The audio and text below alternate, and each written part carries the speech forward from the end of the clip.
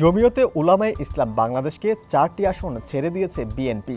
এই 4 আসনে বিএনপির কোনো প্রার্থী থাকবে না এবং অন্য আসনগুলোতেও জমিয়তের কোনো প্রার্থী থাকবে না।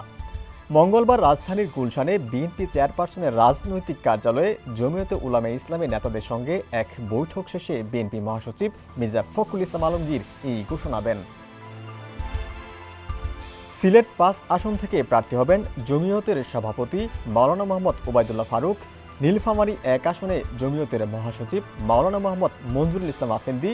ব্রাহ্মণবাড়িয়া 2 আসনে জমিয়তের সহসভাপতি মাওলানা জুনায়েদ আল হাবিব ও নারায়ণগঞ্জ 4 আসনে প্রার্থী হবেন দলটির যুগ্ম মহাসচিব মুফতি মনির হুসাইন কাশেমি।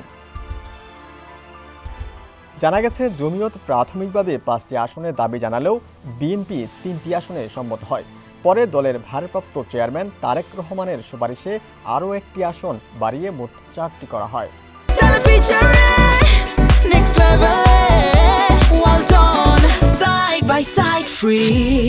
জমিয়তে উলামায়ে ইসলামকে সর্বপ্রাচীন দল হিসেবে উল্লেখ করে বিএনপি মহাসচিব বলেন, এই 4 আসনে বিএনপি কোনো প্রার্থী থাকবে না, আর অন্যান্য আসনে জমিয়তে উলামায়ে ইসলাম তাদের কোনো প্রার্থী রাখবে না। উল্লিখিত 4 আসনে জমিয়তে উলামায়ে ইসলামের প্রার্থীরা নিজস্ব দলীয় প্রতীক খেজুর গাছ মার্কায় নির্বাচন করবেন।